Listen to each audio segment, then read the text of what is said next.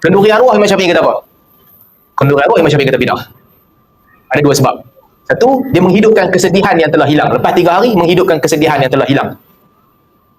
Lepas 3 hari, di antara sunnah Nabi SAW, lepas 3 hari, sebab tu Imam Syafi'i kata bidah. Sebab apa? Sebab sunnah mengajarkan kamu selepas 3 hari, jangan ada siapa-siapa bersedih dah duk peringat orang mati tu. Kecuali isteri selepas kematian suami. Dia seorang je berkabung. Dia seorang je ada iddah dia dan juga ihdat dia. Dia kena tunggu sampai 4 bulan 10 hari. Isteri sahaja. Dia tak boleh keluar rumah, dia tak boleh make up, dia tak boleh pakai pakaian yang elok-elok. Isteri dia tak boleh. Selain daripada isteri, kamu boleh ada 3 hari untuk bersedih dan mengucapkan takziah. Dijumpa, ucap takziah. Lepas 3 hari, jangan peringat dah. Sunnah Nabi SAW. Ada masa untuk bersedih, lepas bersedih, teruskan kehidupan seperti biasa.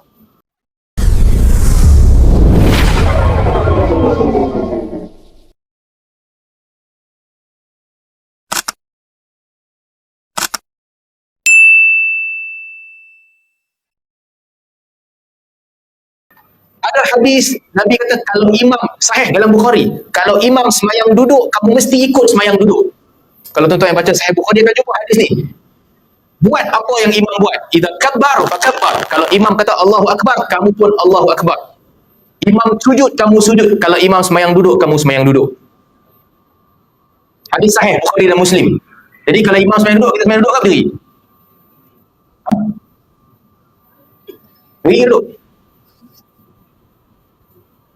Kalau imam tu duduk, kita nak buat apa? Berdiri ke duduk? Berdiri. Hadis tu macam mana? Nak letak mana hadis tu? Sedangkan Al-Imam Syafi'i, dia sendiri sebut, ayyu sama' tudhilluni, ayyu ardin tuqilluni, in rawaitu an Rasulillah wala maqul bihi, atau kama qala. Langit, ada orang kata Imam Syafi'i. Imam Syafi'i baca hadis. Kadang-kadang orang tanya dia soalan, dia jawab dengan hadis sahaja. Orang tanya dia, yang ni hang pegang ke? Imam Syafi'i marah. Dia kata, langit mana yang nak menjunjung aku, bumi mana yang nak menampung aku kalau aku riwayatkan hadis daripada Nabi, tapi aku tak amalkan hadis tu. Dia bertegas ikut hadis. Tapi dalam bab ni, Imam Syafi'i kata, imam berdiri, kamu berdiri juga. Kerana ada 2 hadis dalam bab. Satu, hadis pertama yang Nabi SAW kata, kalau imam duduk, kamu duduk juga. Yang kedua, ada hadis di mana di hujung hayat Nabi SAW, Nabi solat duduk, Abu Bakar di belakang Nabi berdiri dan para sahabat semua di belakang berdiri. Al-Imam Syafi'i kata kedua-dua kisah ini menunjukkan kepada kita yang tu arahan pertama. Arahan kedua yang terakhir, yang mestilah apa yang berlaku ketika dekat dengan kematian Nabi SAW. Yang tu last sekali. Jadi Imam Syafi'i kata bila diletakkan 2 hadis ni, ada tanda yang hadis pertama itu hukumnya telah dibatalkan dan digantikan dengan hukum yang kedua. Itu imam duduk, kamu tetap kena berdiri. Mana dia dapat ni? Kemahiran dia. Sebahagian orang kalau belajar hadis saja dia tak tahu benda ni. Ini ada pada Imam Syafi'i. Banyaklah bab yang beliau bahaskan bab-bab yang begini. Ada hadis yang mana Nabi SAW kata, para sahabat yang duduk dekat Ibn Abbas kata, kami dulu masa dia kecil-kecil, Ibn Abbas kata, kami mendengar bunyi suara, kami tahu bahawa semayang dah habis apabila kami mendengar suara Nabi membacakan zikir. Sahih. Macam mana budak-budak kecil nak tahu orang dah habis semayang dalam masjid bila mereka mendengar ada suara yang berzikir? Maksudnya, zikir kuat-kuat ke pelan lepas semayang?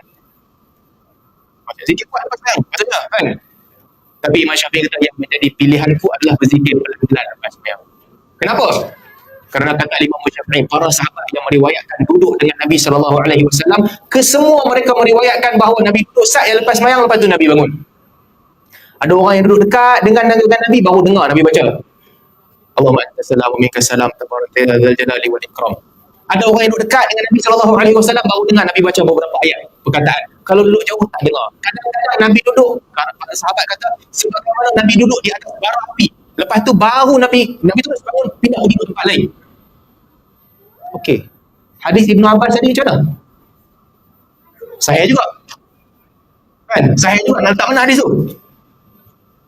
Kata Imam Syafi'i, tak ada sebab untuk Ibn Abbas tak pergi semayang jemaah ketika Nabi semayang, melainkan ketika itu waktu awal Islam yang dia masih kecil. Dan ketika itu Nabi baca dengan kuat untuk mengajarkan orang cara untuk membaca. Nampak dia punya logik, dia punya fikir. Imam Syafi'i ada akal yang bagus walaupun dia membenci ilmu kalam. Dia ada kitab Ikhtilaful Hadis ni untuk kumpul beza-beza pandangan tentang hadis, apa yang perlu buat. Baik. Contoh satu lagi, ni Imam Syafi'i sebut juga dalam buku dia. Orang yang tinggal puasa, ada sahabat tanya Nabi SAW, mak dia tinggal puasa, Nabi kata gantikan untuk dia.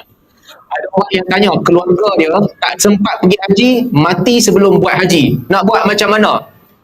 Nabi SAW kata, kalau dia ada hutang, hang bayar ke tidak? Orang tu kata, aku bayar. Hutang dengan Allah lebih layak untuk dibayar. Buat haji untuk dia, upah haji untuk dia. Solat pula Nabi tak suruh orang ganti. Katakanlah keluarga kita tinggal solat dekat-dekat dia nak meninggal, dia tinggal solat, begitu dia mati, tak payah ganti. Timbul persoalan, ibadat apa yang boleh hantar pahala kepada orang mati, ibadat apa yang tak boleh hantar pahala kepada orang mati? Imam Syafi'i bahas.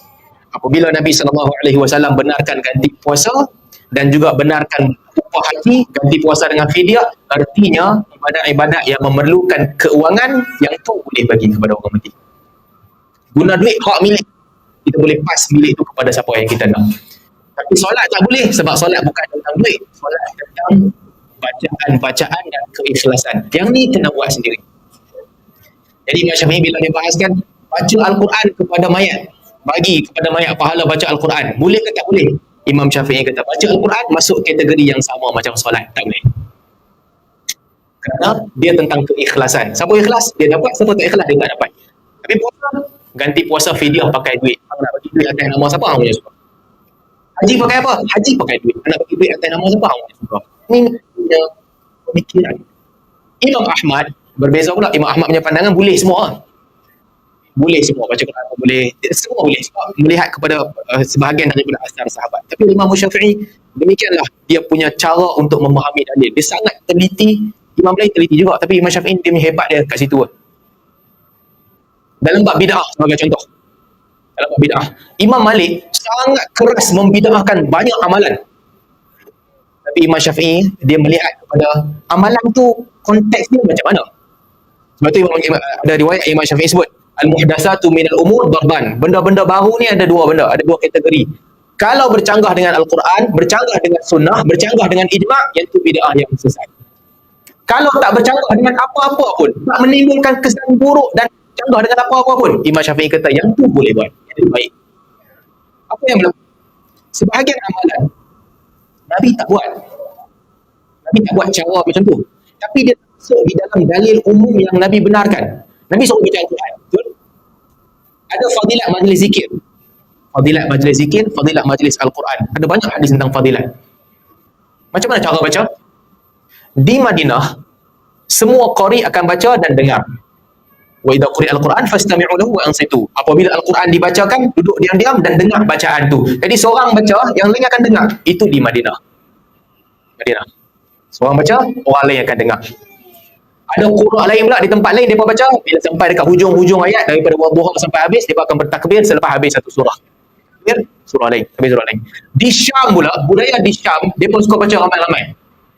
Bagus juga budaya ni, sebab ada orang dia baca tak lancar. Bila dia baca tak lancar, dia nak pahala tu juga. Kalau kena baca seorang-seorang, lancar pun jadi tak lancar juga. Bayangkan kan, berapa ratus orang duduk dengar, hang menyatakan baca. Weh, tajwid pun jadi tunggang-langgang juga. Kadang-kadang orang ni dia boleh baca, tapi dia punya gemuruh tu, wah, gemuruh jangan buat main. Gemuruh tu kalau main, daripada reti boleh jadi tak reti. Kan, dia kena training bagi tak gemuruh. Benda simple dia kadang-kadang imam. Kalau orang suruh jadi imam, kita tak biasa. Dan kita tak prepare. Gemuruh jadi imam ni lain macam kalau tak biasa. Kan, biasa tak pernah jadi imam sebab tu ada orang dia takut jadi imam. Baca surah biasa je. Qul ya ayyuhal kafirun la a'budu ma ta'budun wa la antum 'abiduna ma a'bud wa la ana 'abidu ma 'abadtum wa la antum 'abiduna ma a'bud. Kita juga dia kata wa la antum 'abiduna ma a'bud wa la ana 'abidu ma 'abadtum wa la antum 'abiduna ma a'bud wa la ana 'abidu ma 'abadtum. Dia dah berjing-jing. Macam mana dia nak keluar? Tak keluar. Boleh jadi tu. Kita hafal surah tu. Tiba kalau orang suruh jadi imam sekali, wala ana 'abidu ma 'abadtum. Tak keluar. Ini bukan tentang kebijaksanaan, dia tentang darah gemuruh. Makmum belakang tak pernah jadi imam, tapi time nak tegur orang kita cukup pandai. Lakum dinukum lah. Tegur orang. Tegur orang tak ada kos apa-apa pun. Lakum dinukum. Oh betul lah. Keluar dia lakum dinukum. Lakum dinukum boleh jadi. Darah gemuruh ni bila main, tak boleh nak baca seorang-seorang, dia jadi takut. maka budaya di Syam dia pun baca ramai-ramai. Baca ramai-ramai Al-Quran. Jadi orang yang gemuruh pun dia boleh baca sekali, orang yang tak kerti baca dia boleh gerak mulut sekali pun dia baca sekali juga.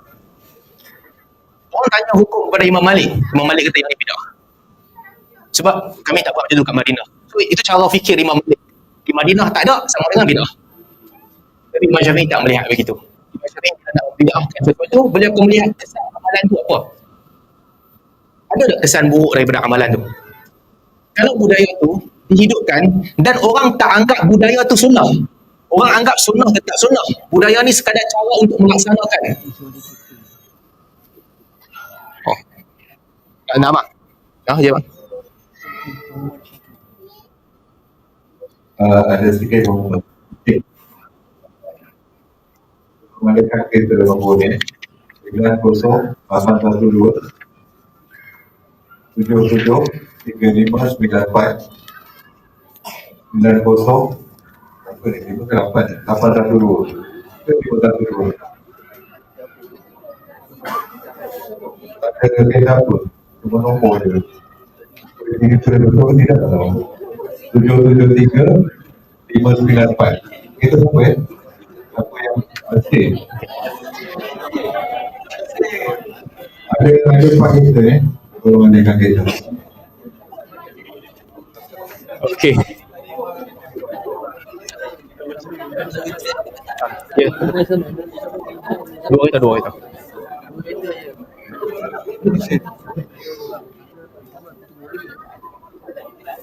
Jadi balik kepada cerita kita kan, banyak perkara yang Imam Malik dia orang Madinah tak buat, dia kata bidah. Berkumpul ramai-ramai lepas asar baca Quran, orang tanya Imam Malik kata bidah. Imam Syafi'i kata tak. Imam Syafi'i tak sebut tentang isu ni. Kalau hadis orang Madinah tak buat, dia tak bagi buat. Khatib naik atas mimbar, apabila khatib bagi salam, dia bagi salam Assalamualaikum, lepas tu baru dia, orang azan dan sebagainya. Lepas azan baru khatib baca khutbah. Imam Malik kata kat Madinah kami tak buat macam ni. Salam sekali je. Khatib masuk masjid cukup. Berarti tak bagi salam dah. Naik atas mimbar, lepas azan terus baca khutbah. Itu Imam Malik punya pandangan. Tapi Imam Syafi'i sebut tak, pada aku bidah ni ada dua. Kena lihat di sebalik bidah tu ada apa. Kalau tidak menghidupkan sunnah yang baru, ini sekadar cara yang orang buat yang tidak dianggap apa-apa pun, tak ada kesan buruk, Imam Syafi'i tidak bid'ahkan dia. Kenduri arwah Imam Syafi'i kata apa? Kenduri arwah Imam Syafi'i kata bid'ah. Ada dua sebab. Satu, dia menghidupkan kesedihan yang telah hilang. Lepas 3 hari, menghidupkan kesedihan yang telah hilang. Lepas 3 hari, di antara sunnah Nabi SAW, lepas 3 hari, sebab tu Imam Syafi'i kata bidah. Sebab apa? Sebab sunnah mengajarkan kamu selepas 3 hari, jangan ada siapa-siapa bersedih dah duk peringat orang mati tu. Kecuali isteri selepas kematian suami. Dia seorang je berkabung. Dia seorang je ada iddah dia dan juga ihdad dia. Dia kena tunggu sampai 4 bulan 10 hari. Isteri sahaja. Dia tak boleh keluar rumah, dia tak boleh make up, dia tak boleh pakai pakaian yang elok-elok. Isteri dia tak boleh. Selain daripada isteri, kamu boleh ada 3 hari untuk bersedih dan mengucapkan takziah. Pergi jumpa, ucap takziah. Lepas 3 hari, jangan peringat dah. Sunnah Nabi SAW. Ada masa untuk bersedih, lepas bersedih, teruskan kehidupan seperti biasa. Imam Syafi'i kata itu sunnah.